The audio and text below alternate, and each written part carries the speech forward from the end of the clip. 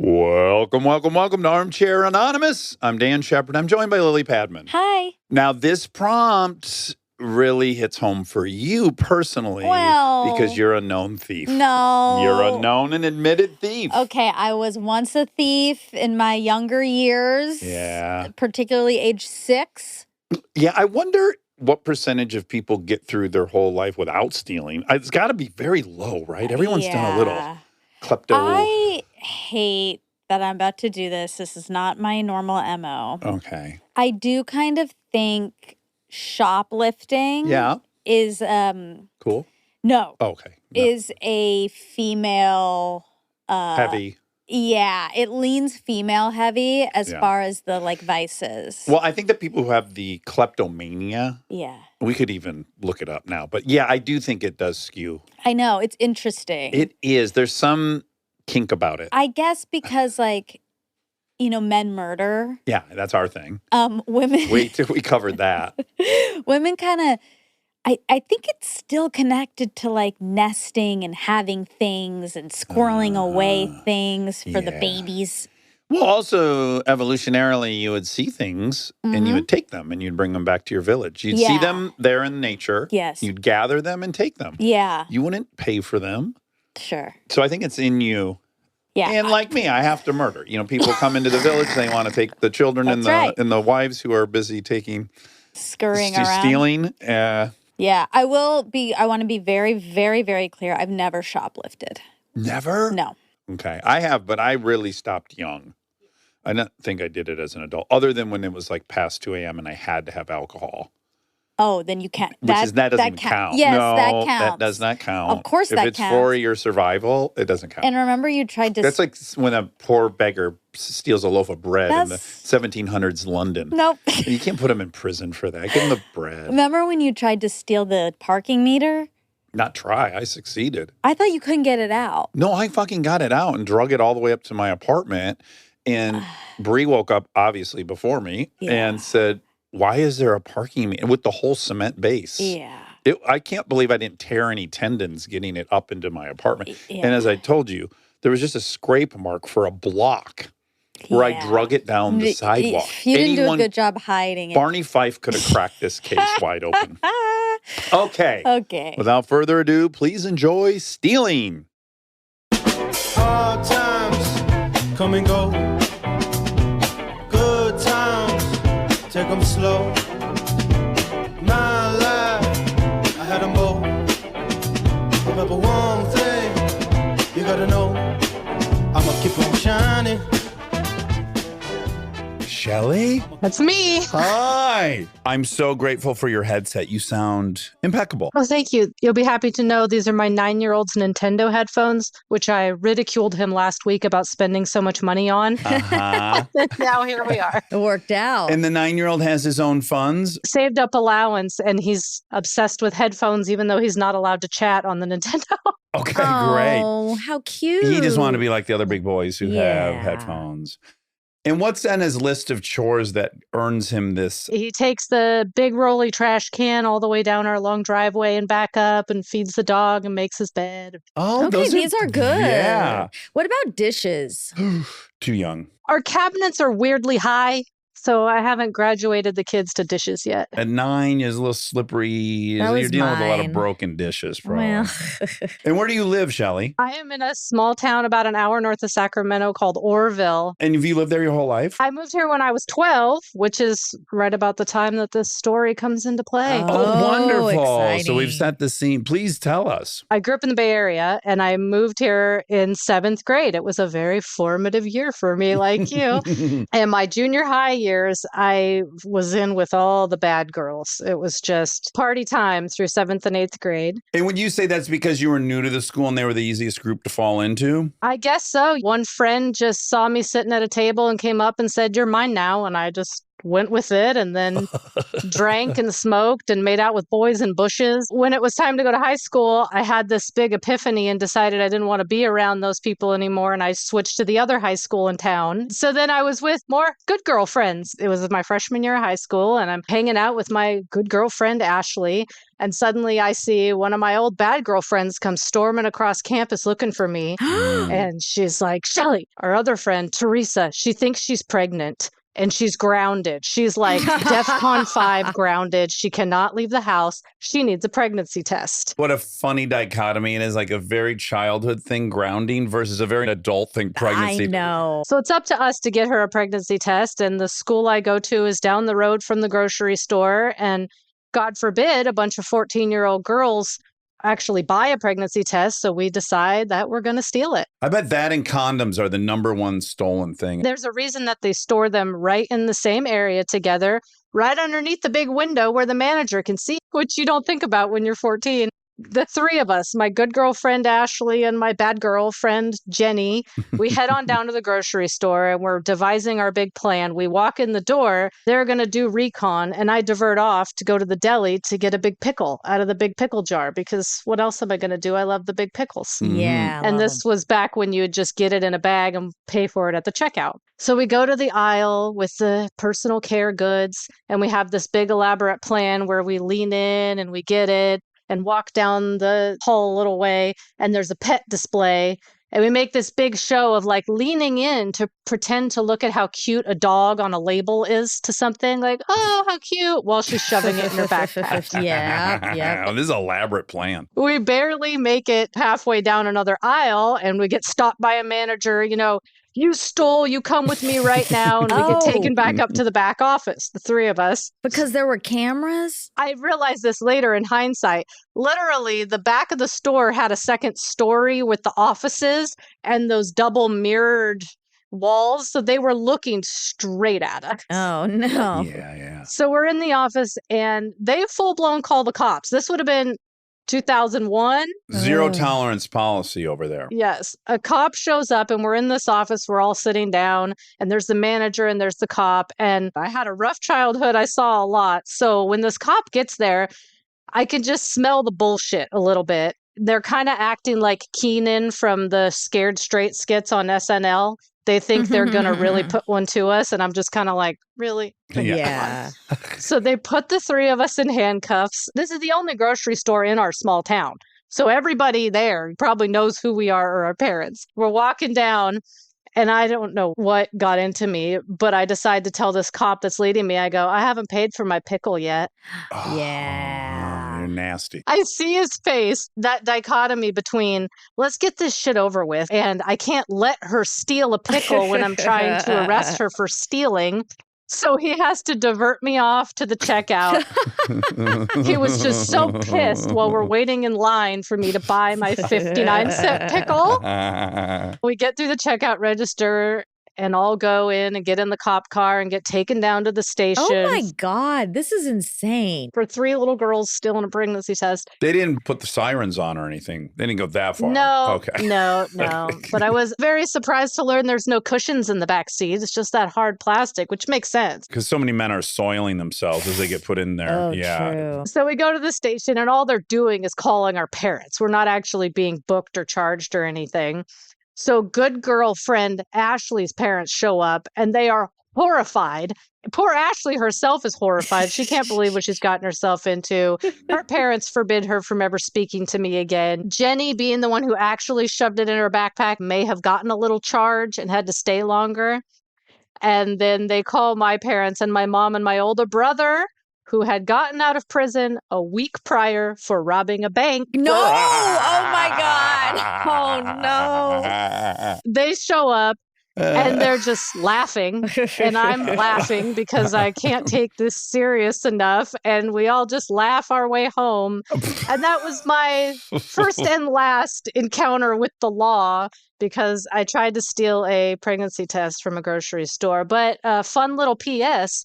The friend that we thought was pregnant She was pregnant, had that baby, and then the daddy left her and had a baby with Jenny, the one who stole the test. What a twisty What a turny. fertile guy this guy was. He was Well- not as good at the pull-out method as he thought he was. Most people aren't as good as they think they are. We should have been stealing condoms instead. Yes, yes. They need to be free. We're going to save a lot more money downriver Exactly. if we make those free. I think they are now. You know, you go to the health clinics or Planned Parenthood and they just give you handfuls of them. Can we go back to your brother? What age was he when he tried to knock off this bank? He was in his 20s and he was a pretty major meth addict / drug dealer, and one day was bored and walked into a bank with an empty Funyuns bag and had no weapon and just went up and asked for the money. I swear to God, I wish I would have found a news article and sent it to Emma. They loaded the my Funyuns bag God. full of cash. Stop. He went outside and sat on a bench and ordered a pizza and boy. waited for the cops to come and get him. And he spent like 3 years in prison. Oh, for being a Because he dumbass. was just so high, nothing was making sense. It wasn't his first offense. But we still, to this day, make fun of him by calling him the Funyuns Bandit.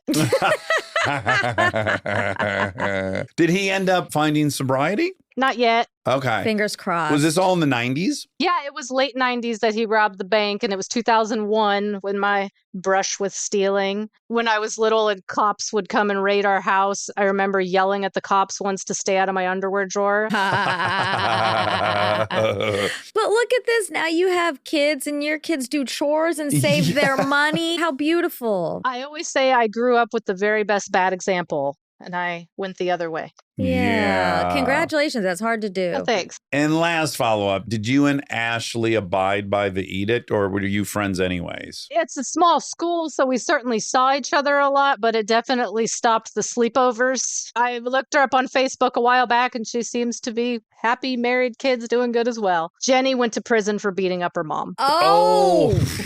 Okay, you shouldn't beat up your mom. Well, I don't know. Well, Maybe we in don't know. some Maybe the cases, mom asked for it. Yeah. I had a buddy in junior high, Nick Havostic, and his father did not want Nick to be friends and told him he couldn't be. And I've always thought this was so poetic. He looked his dad in the eyes and he said, "A wall of fire couldn't stand in between me and Dax." Oh. Isn't that so incredible? sweet. That is A sweet. wall of fire. Oh. Well, it was a delight meeting you, Shelley. Yes. Thanks for telling us that story. Thank you so much, guys. And you really did ruin the stainless bottle industry with the mouse story, because this morning I'm like, I just can't. I haven't forgotten about it. I think about it every day. She lost us that as a category of advertisers, and the mouse advertisers have not come in to fill the void. Yeah, you got to hit the Nalgene's or whatever the glass ones are now. That's right. Oh, thank you, guys. I love the show. I'm a big fan. Thanks. Thank you. Bye-bye. Hello. Hello. Hi. How are you? What name do we want to use? Kind of went back and forth whether I should use my real name or a fake name. Let's go with Jack. Jack. Yeah, your shirt says Jackalope, so Yep. that was easy for us. I was just in Nashville in July visiting some buddies of mine. Jackalope Brewing. Cute. Oh, where are you at in the world? I'm in the Hudson Valley, New York. Oh, lovely. And are you happy that people are moving there, or are you upset? Because that seems to be the hottest spot in the country right now. It's a mixed bag. It's cool because there's better restaurants, there's better things to do, but I'm just outside of Beacon. A lot of people are moving up here and have been the last 10 years from Brooklyn, mostly. I did. I moved up here 20 years ago from Brooklyn, and we did all kinds of really fun street art projects and projection mappings and live events. And that gets everybody interested in moving here, and the money comes in here, and then we can no longer afford to live there. Yeah. Yeah. That's the catch-22. Have you been to First Bloom, Allison Roman's store? I think it's in Hudson Valley. No. Oh, you got to check it out. The Hudson Valley's pretty big. Yeah. Okay, my last question, and we'll get into stealing. Are you close at all to John D. Rockefeller's house? Do you know where that was at on the Hudson? I'm kind of obsessed with going there. I imagine it's up north of Poughkeepsie, up by the Roosevelt Mansion in that area, by the CIA, the Culinary Institute. Yeah, that Ooh. sounds right. It's right by First Bloom. I'm It's pretty in the sure. shadows I'm of pretty First sure. Bloom. Okay, so you have a stealing story. I'm going to call this the greatest beer run ever. You might have to say part 2 because I think that's a movie. It is? Yeah, the greatest It beer is. run. Yeah, with Oh. Zac Efron? Efron. Oh, didn't know. Jack Efron. My buddy, we'll call him Mac, got into all kinds of nonsense in high school and never got caught and had this charmed existence of doing all kinds of after hours madness, sneaking around, breaking into places, never really doing anything bad, but just getting into some adventures and driving around until we got lost and finding our way back kind of thing. And this takes place in North Jersey, where we grew up. It was the summer of 92 or 93, just graduated or about to graduate high school. We were both waiting tables at night at different restaurants. And during the day, we were working as sort of gatekeeper, badge checker guys at this private swim lake. Families could come. It's a lake on the beach with slides and tennis courts, and there's a YMCA camp. But we were the kids at the gate like, hey, what's up? Carts would drive up. Do you have any guests? That's $2. We collect their $2. And we're basically sitting on a picnic table, getting sun, and really easy, cushy job. We became friends with the lifeguards at the beach, and we always hung out with them after hours, jumping up to the diving platforms, playing with the scuba gear, and just getting into all kinds of fun after hours nonsense. This one particular night, we had a few beers, campfire, hanging out. We're winding down, and the lifeguards went home. It was just me and my buddy Mac. We decided to break into the snack bar. Of where you work. I was texting with Mac yesterday, actually. I wasn't sure of the year because we worked there for a year or two, and I think this was the year after. Oh, okay. So we didn't work there anymore, but we were still friends and go there after hours, and there were no security cameras or anything, so you could just go there, go swimming, have a good time. Everybody's gone. It's just me and Mac. We're like, let's get some snacks. So we climb sort of over the door. It's just sort of like a shack with a padlock, but there's a gap. So you could climb over the wall and then get into the snack bar. Stole some Swedish fish. And I'm like, wow, we're out of beer. It's late. Nothing's open. And he's like, I know where I can get some beer. I'm like, where? He's like, let's get in your car. We'll go.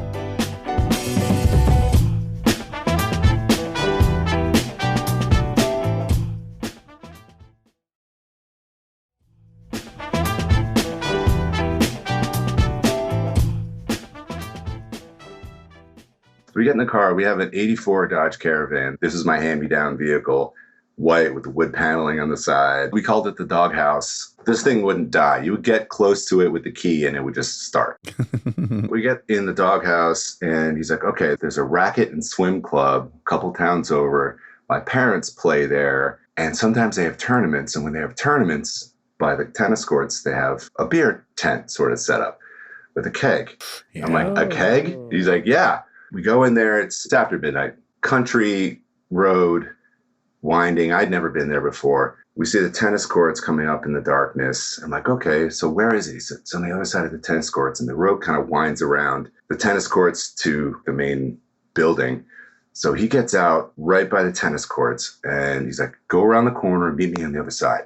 So I get out, he runs off into the darkness. I don't know where I'm going. I'm just following the road around. And I see him coming out of the darkness, carrying the keg. Oh, you got I got it. But there's more. Oh. What are you talking about? There's more. It's like, come with me. I need help. Stop the car. We put the keg in the car, follow him over to the tennis courts.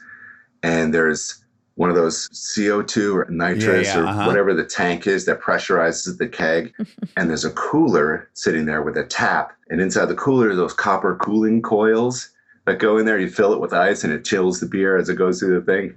He's like, let's take it all. I'm like, okay, let's go. You can't just take the keg. Somebody's going to notice. So we have to take everything.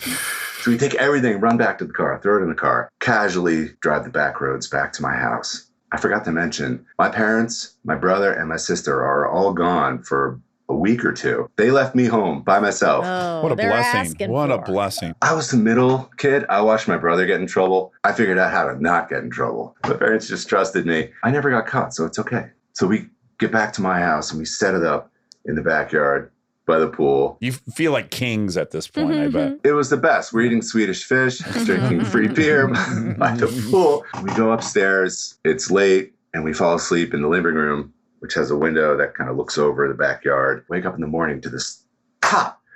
Psst. We just hear hissing and a big bang. So we go to the window, we look, and the lines had warmed up in the sun and we never turned off the pressure to the keg from the pressure tank. And there's just beer spraying everywhere all over the patio. So we run down there, try to grab the lines. It's like fire hose just going crazy, spraying beer everywhere. We turn everything off. We get everything fixed and hooked back up. And that's most of the story. The rest of it is, what are we going to do with the rest of this beer? So we had a party that day. Oh, That's fun. So you got away with it. Absolutely. Totally got away with it. boy, that just made me so nostalgic. I know, what a I time. know. I wish you were 93 and Aaron and I could go get into a little trouble. But you brought back, this is a bad one. This isn't good. But Aaron and I, one time, we were on a bit of a bender. We were probably 22. And we were up now, it was like day 2. No drugs yet involved, but it was 4 a.m. We were out of booze and we were like, what are we going to do? And we just were like, well, let's go to Meijer. There's a bunch of booze there, but after 2 a.m., you can't get it. And so we just went to Meijer and then we just strolled through the cowboy doors into the back warehouse. And then we just wandered around the warehouse, found a half gallon of Jack Daniels, put that in the winter coat, and then just strolled out of the cowboy doors and went back to the car. It was closed at the time. No, it's a 24-hour stores, but you can't buy booze after 2 a.m. So we just went into the fucking storage room and just sniffed around until we found a pallet of Jack Daniels. I remember that sort of thing. I went to school in Northwest Ohio at Bowling Green, and they would put the big chains across the coolers and stuff in the stores right at midnight or something. Right, but they can't lock the stockroom door because people got to be in and out of there. So you just help yourself. You just go back there like, No, you know what you're don't. doing. Don't help yourself. Don't do this. That's an amends I probably should make. I should just randomly send Meijer. $40,000. Well, no, I don't think it was that expensive. I think there's an emotional cost. Yeah, pain and suffering. Yeah. Well, Jack, it's wonderful to meet you. I love listening to you guys' shows and brings back a lot of memories. And the banter and the relationship you two have is awesome. I am not a day one listener, but I've listened for a couple of years now. And always when I'm in the car, I'm by myself. First thing I do, what's new? And I'm almost through all the back catalog. Wow. We appreciate we thank that. you. Yeah. Listen to the catalog, even if it's for 1 minute. All right. Well, great meeting you, Yes. brother. Be well. Thanks, guys. Kelly, can you hear us? I can hear you. You're in a closet. I did my best to do right by Monica. Thank you. It sounds beautiful. Is it tilted? Or is the camera tilted? The camera's tilted. Okay. Because it could have been a cool closet situation where it's like, you know, Like a on Dr. Seuss closet? Yes. But don't you think all the garments would have been leaning, gravity? They're in little pockets. Like, Sure. That could yeah. happen. But the garments themselves would not be perpendicular to the top. I wasn't good at physics. As we've established. Kelly, where are you? I'm in my daughter's closet outside Nashville in Nolensville. Where's that? And in relation to Mount Juliet, the only place I know. So you hit Mount Juliet, you go a little bit south and hit Antioch area. Okay. And we're on down. So we're south of Brentwood, next to Franklin. South of Piercy Lake. What is it? Percy Priest. Yeah. And you like it there? How long have you lived there? I moved here in '08. My husband's from here. I like it. It's one of those things where it's like hard because it's changing a lot because everybody's finding out about it. Sorry. It's okay. It happens with good things. I don't think I started it. I think I was a late adopter. Well, we're happy to have you. Oh, okay. Obviously. Okay, you'll You're keep an me. exception to the rule. Okay. And what's getting better? More food options and stuff? Yeah, more food options and like more stuff that's close by. So like we don't have to go as far into town to get access to things. And what's the downside? More traffic? Prices are higher? It's the mesh of the culture. I've lived in a lot of different places, moved around a lot. So I'm used to taking a step back and seeing how things kind of unfold, how people interact, and then kind of fitting into that. And I feel like sometimes people in any situation that don't have a lot of self-awareness come in and you don't do things fast in the South. I think you're tiptoeing around what I already learned while I was there is that there's a lot of Californians coming and the people can't stand it. And I love California. I love LA in particular. So I love the fact that people drive fast there with intention, get out of my way, know where you're going. So I can see both sides of that, but also here they're very much relationship building people. So you can't bulldoze that. I was just sharing about this. I hope to think I'm like you, which is like, okay, I'm there. I'm going to follow how they do things. In my little town, I drive normally like an asshole. I mean, I drive fast and I want to get places. And in LA, everyone does. And you're anonymous and you're never going to see these people again. So who gives a fuck? And then pretty quickly, I was like, oh, I'm going to see all these people I'm passing at the fucking Tasty Freeze tonight. And they're going to hate me. And I got to straighten it up. They're going to get to know your car. Oh, yeah. I feel the same thing. So my kid's in band and I'm like very involved in volunteering for that. So I'm very aware of not driving like an asshole around specific areas because I don't want them to think negatively of her based on my actions. I also drive a wood paneled station wagon that's 700 horsepower. So I don't even think it's hard to really memorize what car I'm in. Okay, so you have a stealing story. I do have a stealing story. It takes place in Vegas, as many great stealing stories do. Yes. If you're ever going to steal, that's a great place to do it. Ocean's 11. I mean, one of the best stealing movies. It's so good. So it was 92. I was 13. And I'd already moved around a lot as a kid. I had a lot of instability, not a lot of constants. I think I was already in upper teens, low 20s in the numbers of schools that I'd attended and been a victim of an assault. So just a lot of turmoil. I was showing everyone my lack of tools to deal with coping with said situations. I was already like getting drunk, going to school, in a lot of trouble. So I had somehow, I think lack of opportunity had strung together a couple of weeks of not getting in trouble. And so my parents were kind of easing back on the restrictions. They were like seeing some hope. So they decided to go out to dinner. And I don't know if it happened before they went out or after they went out, but I got in my head like, I'm leaving. I'm not sticking around as long as I'm back before they get home. It's okay. They go out. I start making calls. And one of my guy friends is like, hey, you should come over. My parents won't be here all evening. Come hang out. Bring your friends with you. He lived about 25 minutes from me. And somewhere in that conversation, I look over and I see the keys to my stepdad's car. Perfect. I mean, it's the perfect opportunity. And I'm like, as long as I'm back before they get home, it's fine. Oh my God. And you're 13. And I'm 13. I've already had a couple of driving lessons. So I feel just overconfident enough to tackle this. So I call a friend. First friend's like, absolutely not. This is a bad idea. I'm not going with you. With a 13-year-old. What kind of vehicle did he have? A 1987 Chrysler LeBaron two-door coupe. By the way, great car to steal because it's so boring. A cop's not even going to look at that car. It sounds fun, two-door. Well, they tried to make it sporty. What color was it? It was silver. Okay. It's a grandpa car. I knew Monica when we got into the car piece that she was going to be bored. But in my defense, at least it's not a Cedar Point story. We'll see. Yeah, we'll see where this goes. My second friend that I call is like, I am so down. I'll be ready in 5. Come get me. The Aquanet's coming out. We're ready to go. I pick her up. So the only thing I remember from that drive, and it is one of those things where when you look back at the situations you put yourself in, it's a miracle that you didn't get hurt. It was like a street that was maybe 40 or 50 miles an hour. And remember coming up on the street and going, oh, I need to turn right here. But I was in the center lane. Okay. And I know that I barely slowed down and made that right turn from the center lane. It was just amazing that there wasn't a car in the right lane next to me. But we make it to my friend's house. We're hanging out. And a little while into it, he's like, you should let me drive. How old is he? He's my age. So he's 13 or 14. Sure. Okay. Yeah.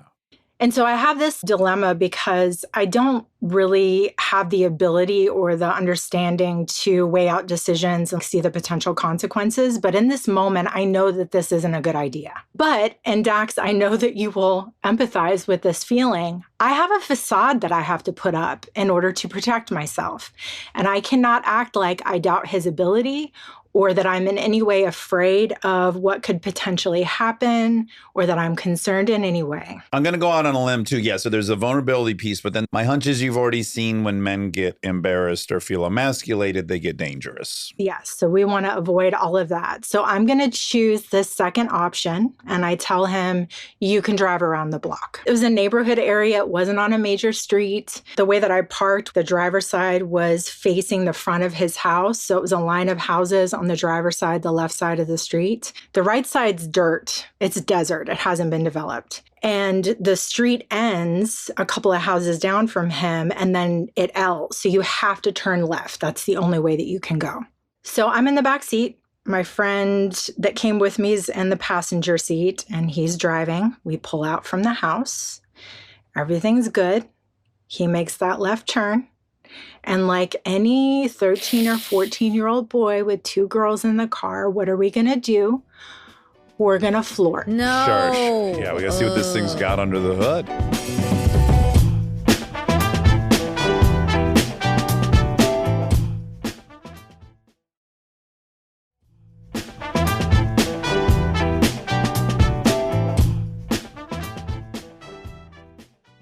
So it was enough to lose control. Oh, no. And of course, he can't lose control into the dirt lot on the right. He's got to lose control into the houses on the my left. God. Fuck. And so the front yards aren't very big. There's not a lot of distance between the road and the front of someone's house. So we violently jump the curb, go through the front yard, and we hit a decorative retaining wall. And that is what keeps us feet away from going through the front of this stranger's house. Oh my God. Can you imagine if you're in your kitchen and you saw LeBaron burst through Remember the door? we did have with a bunch of story? teenagers in the car. Yeah, we had a story once of a guy that the car crashed into the house. Yes, he sent pictures right into the So kitchen. crazy. House sitting.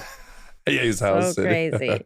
He thought there was an earthquake or something. He was sleeping. He was sleeping through it. My relief at not going through the house is immediately met by seeing the smoke coming out from the engine and going, there is no way that I'm getting out of this. They're going to know. So I'm resigned to that feeling. Oh. The cops show up a few minutes later. I get arrested. They take me to juvie. Oh my I'm in a God. holding cell for a few hours until they can get a hold of my parents, because this is pre-cell phone. So they have to wait for my parents to come home from dinner in order to let them know what's happened for them to come get me. And so I was used to the yelling and the why would you do that? Or that was an awful decision, and all those things that parents say. This time it was met with silence, which to me is even worse. It was kind of like that, the drive home the next couple of days, and then they sit me down and they say, we think it would be best and safest for you if you go live with your dad in Venezuela. See what kind of trouble you can get into down there. Oh my God. I had lived there before. When my mom and dad were still married, I moved down there in the 3rd grade. He was an engineer in the coal business, and so he was trying to develop some mines down there. So it wasn't completely foreign to me. But within a couple of weeks, I'm on a plane by myself. Oh my to God. Venezuela. And you're 13. Wow. This is, yes.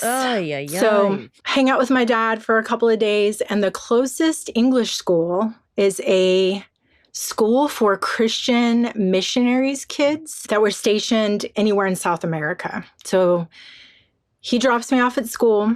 Everything's good for a week and a half. And he comes to see me for lunch a couple of days. Is it a boarding school? Yes. Why couldn't they just do a boarding school in America? Why'd they have to send you all the way to Venezuela for that? Money. Who knows? So everything's fine for a week or two. And he comes to see me, and we're good. And I'm navigating this completely new dynamic, very Christian, very regulated. He comes to lunch with me, says, hey, I'll be back on Saturday to see you.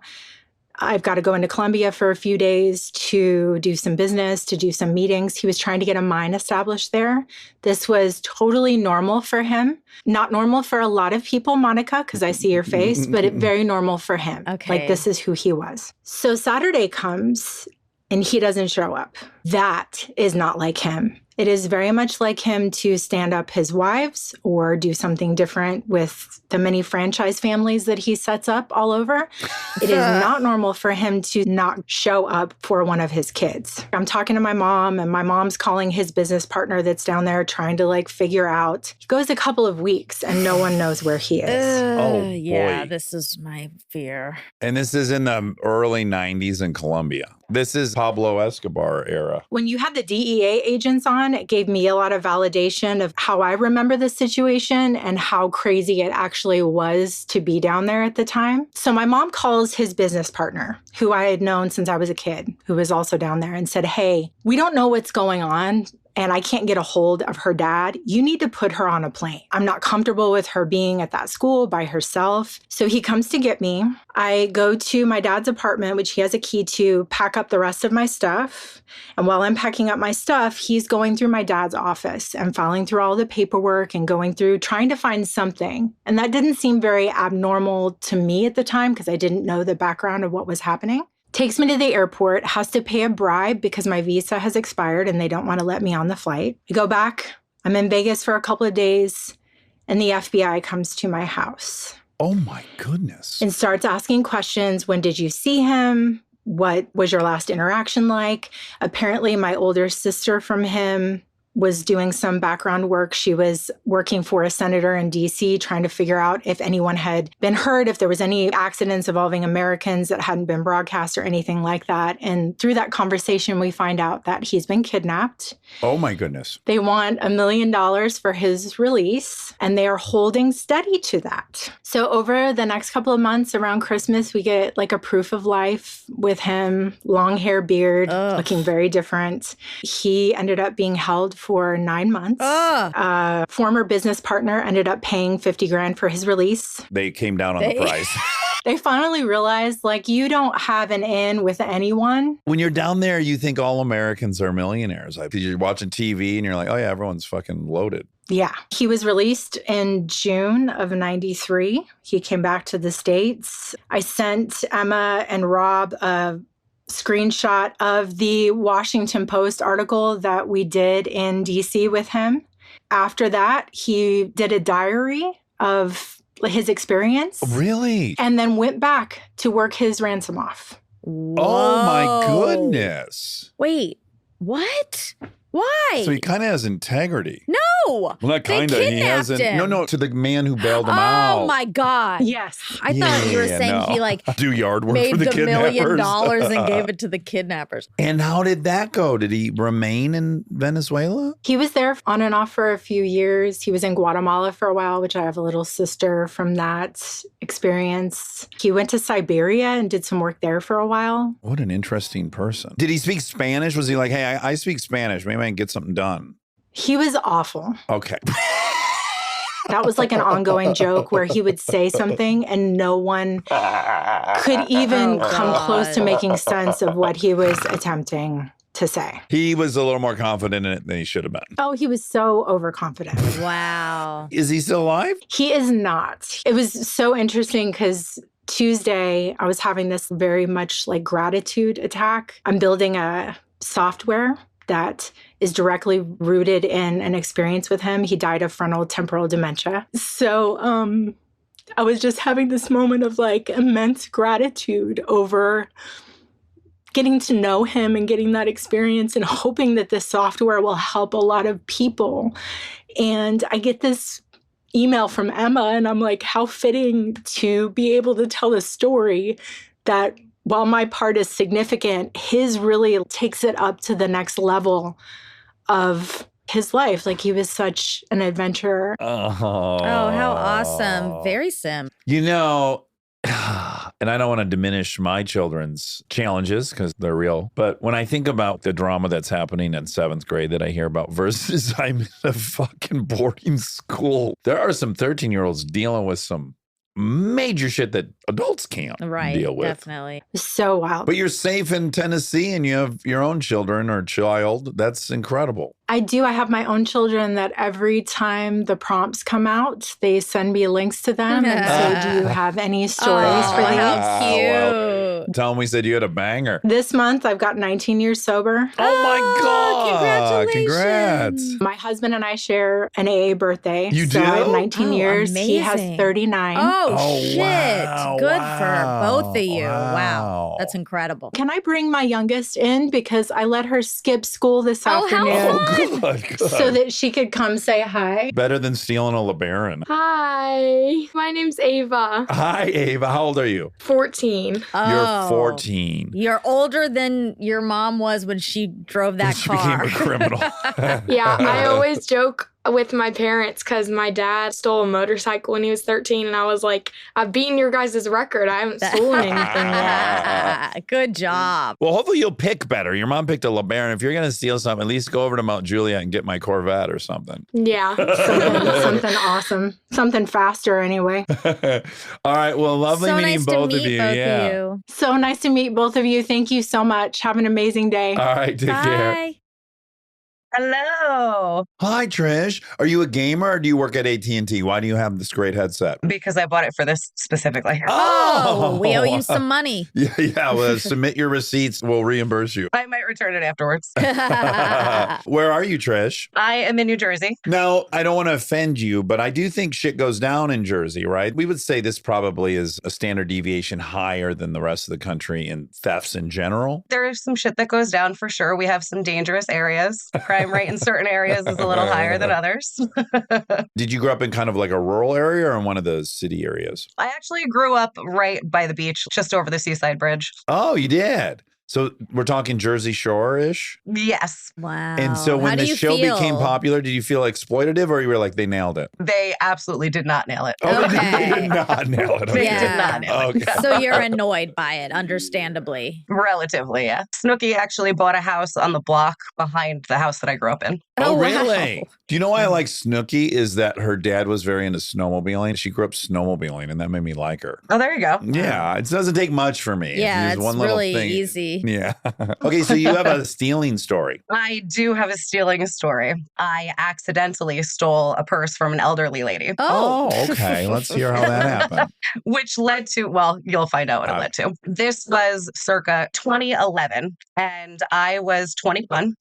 And my boyfriend at the time and I had a house that we were renting. And oftentimes we would end up with a roommate. We had an extra room, a little extra income. At this time, it was one of our best friends, Dan. Dan would go to work with now my husband, Josh, pretty often, extra cash. And he ran his own business. He is a marine mechanic. He specializes in performance marine. He builds engines. So at that time, I was actually detailing boats for a living. Ah. And a lot of the work was at the same marina where my husband was running his business. So on this particular day, the three of us were there. This was before marriage and kids and all that. So we would spend some late nights there. So one day around like 6 o'clock or so, my husband said to Dan and I, he was like, why don't you guys run to the liquor store, grab a 12-pack, come back, we'll finish out the day. Ugh. Because that's oftentimes how we did finish out our days. Love it. So Dan and I get in my car. We run to the liquor store. The location of the marina compared to the liquor store, there's a bunch of U-turns and lights that you have to go through. So on the way back, there was a parking lot that you could cut through to avoid all of that. It was like a strip mall kind of a thing, Big West Marine, Bed Bath & Beyond, Best Buy kind of a thing.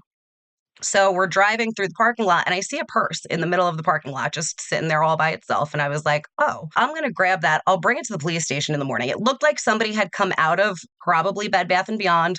Like I said, probably an older lady, put it on top of her car, loaded her stuff in, drove away, purse falls off. Just wait really quick. I love this theory. I think it's better than the one I thought of originally, which is like somehow she set it on the ground to then unload her cart. But of course, probably on the roof. That's Yeah, what the you would roof is do. great. Or it just fell off her body. This is where my inexperience of having a purse comes to show. Yeah, you've never had a purse. No. It wasn't huge, but it wasn't small either. It was like a medium-sized bag. A grandma purse. We stop, I grab it, throw it in my back seat, didn't even look at it, didn't think twice about it. Head back to the marina. Doing our thing. We finish out our day. It's like 9 o'clock now. We're wrapping up and we're like, all right, Dan goes with Josh in his truck and I had my car and I'm like, I'm going to stop at Wawa for milk. I'll meet you guys at home. Dan's girlfriend was waiting for us there. We were going to hang out for the rest of the evening. Wawa is like a mile from my house, if that. So I stop, I grab the milk, and I come out from Wawa. Now, side note, on my way from the marina to the convenience store, I heard a phone ringing in my back seat, and I was like, oh, Dan left his phone in my car. Note to self, give that back when I get home. So I come out of Wawa, and my car is completely surrounded by cop cars. And I'm like, what the fuck is going on? There's like 5 of them. And I hear one of them say something about a purse. And I was like, oh, I said, I just found one a couple of hours ago. It's in my back seat. I was going to bring it to you guys in the morning. And he looks at me dead in the eye, and he goes, turn around and put your hands behind your back. You're under arrest. No. And I was like, what? Now, keep in mind, I'm 21. I have no record or anything like that. I'm trying to do a good deed for this person. He's being such a jerk about it. He took my phone. He took the battery out of the back of my phone. What? This was like early days of iPhone. They had just come out. So I had like a sidekick. I can't call anybody. My husband's expecting me to be home momentarily. So he's like, I'm going to charge you with grand larceny. You could go to prison for like 10 years, all this stuff. Now I'm like freaking out. This is insane. I tell him the whole story. He's like, why didn't you bring it to us immediately? I was like, well, we were in the middle of our workday. I was just going to drop it off in the morning. He's like, you should have called us. We would have come to you. I'm like, I had no idea. Nothing like this has ever happened to me before. So lesson learned, my bad. So now I'm handcuffed. I'm in the backseat of my car. And my husband's got to be like, where the fuck is she? Why isn't she home yet? He had an 82 Chevy pickup truck. It was a dually with a flatbed on it that he fabricated with like diamond plate. It had a steel I-beam for a bumper. And the thing was loud. The most redneck truck you'll ever see in your life. Yeah, the guy's a stud. You got to call it what it is. The guy's a fucking stud. So I hear his truck from pretty decently far down the road. And he gets to Wawa, sees everything all lit up. He comes flying in, parks right in the middle of the parking lot. He's like, what the hell is going on? They tell him she stole this purse. But he's like, she didn't steal anything. They fully arrest me. What? They took me to the police station. They booked me. They took pictures of my tattoos, like the whole nine. We were there for like far too long. They had me sitting in a cell by myself. Oh my God. Also, like, at what point did you steal it? It's sitting in a fucking parking lot. Well, and the other thing too is I was like, dude, if I was going to steal this, I would have ransacked it and then dumped it in a dumpster somewhere. Like everything is still in it. We didn't get home till probably 11:30, 12 o'clock. They really fucked up your evening. Completely. Everything was great. Now we've got court date. So now I have to hire an attorney. Oh my God. This is insane. And we have to take off of work. So the first court date, the cop never showed up. The second court date, the cop didn't show up, and neither did the owner. They never showed up. So it kept getting pushed and pushed and pushed. So finally, after 6 months of rescheduling, the owner's son showed up. And I was correct in my assumption that it was an elderly lady. She was in her 90s. So the son was older too. He was like in his 70s. The son. That is not what I was picturing. So the ringing that I heard in my back seat, she had had a brand new iPhone and they were trying to ping it. That's how the cops found me and ended up surrounding my car. So after all was said and done, because the son was like, there's nothing missing. He's like, she clearly wasn't trying to steal this. Everyone was inconvenienced by this dick cop. The judge dismissed it. Case closed. I never got charged with anything. So fast forward some years, one particular company I was working for was not far from my father-in-law's house. And I worked there for almost 4 years. And during that time, every single Friday, my father-in-law and I would meet up for lunch at 1 o'clock at this one particular bar right in between the two of us. And whoever else wanted to join, they always knew we were there, whether it was my husband or one of our friends. For years, there was a guy that was sitting across the bar from us. And we knew him from somewhere, but we couldn't put our fingers on it. So then COVID hits. Unfortunately, the bar did not survive after COVID hit. So they ended up shutting down. So like 6 months later, out of the blue, my husband and I were, I don't even know where we were, but it hit me like a ton of bricks. I was like, babe, I know who that guy is at the bar. He's like, who? I go, that's the attorney that we hired when I didn't steal that lady's purse. Oh my God. So then very shortly after that, I was with my mom. We were out somewhere and the person in line in front of me left their phone on the counter. So I grabbed it and I ran it outside to them. And I came back in and she was like, when are you going to learn to stop doing these things for people? Like, you're going to get arrested again. You're too nice. You're trying to help. No good deed. Damned if I do and damned if I don't. No good deed indeed. Yeah. Oh, wow. Wow. Well, a lot of things are happening. I'm hearing this life you have, and I love it. It's very much where I grew up. It's like if you're a hardworking blue-collar dude, you learn how to work on some shit. You can build a business. You go to the bar. You do everything right. Your family, you're connected with the father-in-law. All of it's great. And then the cop is very reminiscent, too. I kind of can't help but be pissed all over again for that kind of demeanor. Popping your fucking battery out of your phone. What? I know.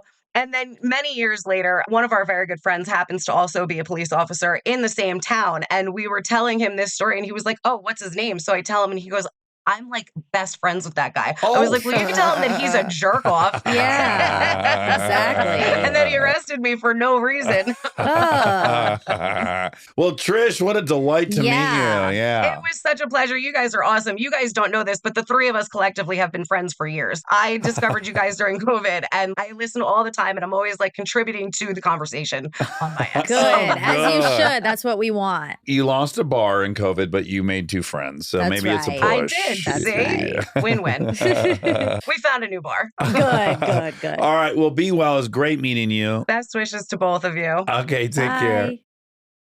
I would be so pissed if I was trying to do something good and I got the injustice. the injustice. I hate it. I hate it. You would have to do the forgiveness exercise for the That we learned from James Kimmel Jr.